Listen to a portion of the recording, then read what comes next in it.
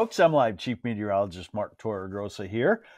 Get ready to rumble. You know how the guy does it when there's a boxing match. We've had some thunderstorms in northern Michigan already this morning, and a couple of rounds of thunderstorms today, and a strong surge in warmth that I will show you too. By the way, I want to mention that we're not officially in a severe weather chance today, but I have found over the last 30-something years that the Storm Prediction Center that issues these severe weather forecasts tends to ignore Michigan once in a while on what I would call a Michigan severe weather outbreak, a low end, or a small scale, short duration severe weather outbreak. So that's possible today. And of course, I'm keeping an eye on that for you. So several rounds of thunderstorms possible. This is the current radar. And look at the satellite imagery showing the storm system off to our west. And that's the storm that will continue to work this way over the next 24 hours. So here we go with our radar forecast. And you'll see what I mean by waves of thunderstorms today. And you'll see the surge in warmth eventually here when I show you the temperatures. Hey, Gloria Burt from Mendon, and hey, John Robert Williams, one of the world's top 5 photographers in the house. So I got to watch my P's and Q's now that we got someone famous in here for folks. Hey, thank you, James Mark. Okay, so radar forecast, noon, 1, 2, 3 o'clock. What do we get out of this? A clump of thunderstorms will be developing over the western side of the state. Let's call it west central and northwest, Grand Rapids, Traverse City, in the first half of the afternoon, 1 to 3 o'clock, and that'll shift northeast. And then the next wave of thunderstorms develops. This is 7 o'clock this evening, 8, 9, 10, and moves across another section of lower Michigan, not making it to the southeast perhaps just yet. Although if the severe storms get going, they kind of take over on their own, and then they can peel southeast into the Detroit and Ann Arbor areas. Here's a little bit. Yes, I'm feeling somewhat better today.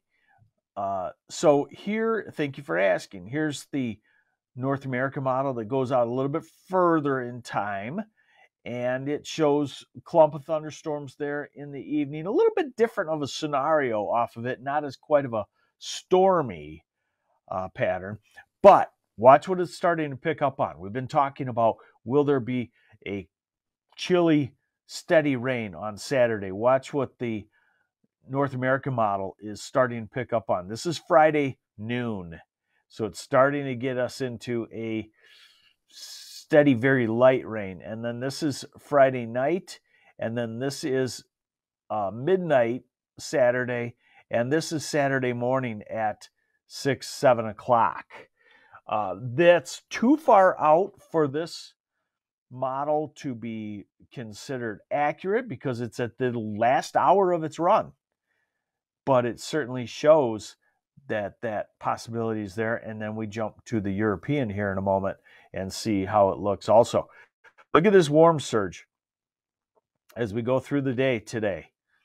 As we get into the afternoon and evening hours, Flint to Grand Rapids southward could be 81, 82 degrees. Far south could be 83. Monroe, near Monroe, away from the water of Lake Erie, could be 84. And then 74 in Saginaw, and then 57 in Cadillac, and 45 at the Mackinac Bridge. So quite a temperature spread. But you could see why I would think for thunderstorms, because definitely the fuel is there in the warm temperatures. So we'll be watching that real closely. All right. Now we're going to look out into the future. And again, I think this is a we're not going to get a stretch of weather of any one kind in the next 10 days. You're going to have to keep updated with me on the forecast. You know what today is like: warm surge, rounds of thunderstorms. And then you know what tomorrow's like, and we're watching Saturday.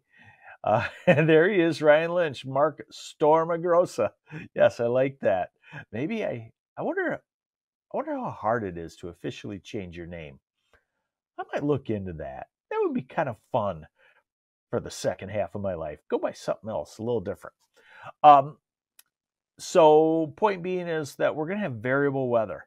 Let's look at the European and show you what's going on out in the future. Remember, the blue lines we don't like now because we all want spring. The red lines we like. So here's our cold front coming through tomorrow. Slow. The wave along it slows the cold air from advancing into our region. But notice the European is not as aggressive with that wave coming through the thumb and southeast Michigan. So I'm going to have to figure that one out. I do like the European, and that tends to happen. It tends to be a more rare event to have that wave of rain come into the thumb, Ann Arbor, and Detroit. Tends to seem to slide east pretty quickly. But then we get into Sunday, we're into the chilly air. And look at Monday, we're into the chilly air. But we still have the late April sunshine to power up somewhat of a warm-up. And then look at Wednesday. The cold air is still stubborn. And then Friday, and maybe another storm system by next weekend. Let's not get into that pattern, right? Okay, here's the same model, just a little closer of a look. The main showers and thunderstorms tonight into tomorrow morning. This is the cold front across southeast lower Michigan. And then there's that wave, not as pronounced. You know, let me just show you. Let me just go back to, say, let me go back to yesterday at this time and look at how it had a pronounced wave.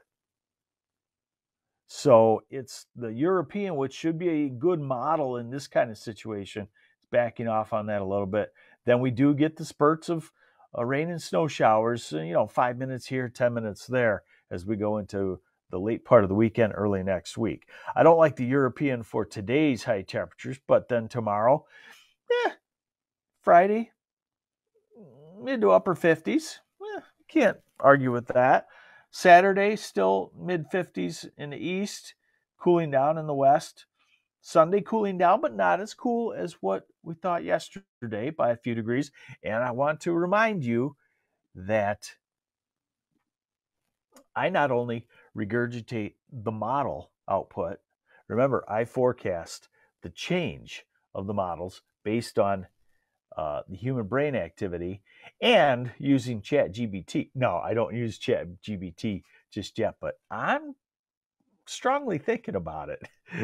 To be honest with you, I'm gonna give it a try. So, anyways, where I was going with this was, remember yesterday I told you the models usually, in this case, I feel like they're somewhat too cold, too pessimistic, and they'll inch up. The cold is still going to be stubborn, but it won't be as terrible as what some of your phone apps showed yesterday, probably. So Monday, highs in the mid-40s. That's pretty chilly. And Tuesday, highs in the upper 40s to near 50. And Wednesday, inching into the lower 50s, southern half. And Thursday, everybody kind of getting in the mid to upper 50s. And next Friday, mid to upper 50s. And next Saturday, 50s and maybe some 40s, depending on how a rain thing sets up. And I do want to remind you that because of the cool afternoons, Valerie Daggett, I'm going to write about that today on MLive. Any ideas of how May outlook looks for Michigan yet? It was just issued this morning. So I will write about that. I'll let you off the hook. Normal to slightly warmer than normal and much drier than normal. Okay, Pamela Todoroff, do not go into ChatGPT. It collects private info from you. Nah, that is a very, very good point. Maybe I could make a fake person that's kind of like me, but not. So these are low temperatures. Monday, freezing. Tuesday morning could be down in the mid to upper 20s. So that would be, we do have some cold weather. As far as total precipitation, through the storm system and into the weekend, probably looking at near an inch in the southeast. Other areas, a quarter to a half inch, kind of sporadic.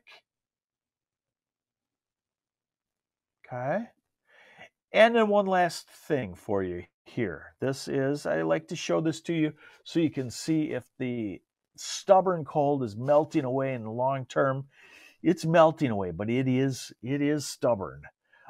So what you're going to look at is the temperature anomalies out to 16 days. Remember, the reds and the oranges and colors in the middle of the reds, those are warmer than normal temperatures, and the blues and the greens are colder than normal temperatures.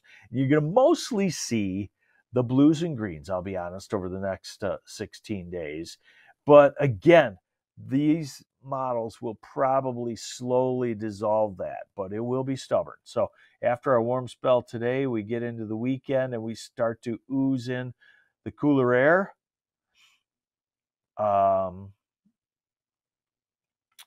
And then we go into next week, Tuesday, and we're colder than normal by some 10 degrees, which is, noticeably colder than normal. That's where, if you're from Michigan, you say, this isn't late April weather. And then next Thursday and Friday, April 28th, still trying to be a little colder than normal. By following weekend, a little colder than normal by a few degrees. And next May 2nd and 3rd, the cold blob still stubborn in the eastern part of the state. Doesn't cancel global warming, folks, just because we have this. In fact, this is kind of a trend that the winters are warmer, and then at some point in late March or April, we have tended in the last decade to flip-flop to cooler than normal. Beverly Paddock, temperature fluctuations cause windy conditions? Yes, because the storm systems that cause the temperature fluctuations also produce the wind. So now we're out at May 4th, Friday, May 4th. Yeah. And, it's cooler than normal, but it's not extreme. So there you go. We're going to take it a couple of days at a time. Enjoy the warm surge this afternoon. Watch for a round of thunderstorms anywhere in lower Michigan. And I'll be back with you tomorrow. Take care. Thanks for joining me on the MLive Morning Weather Update. Please hit the share button. Bye.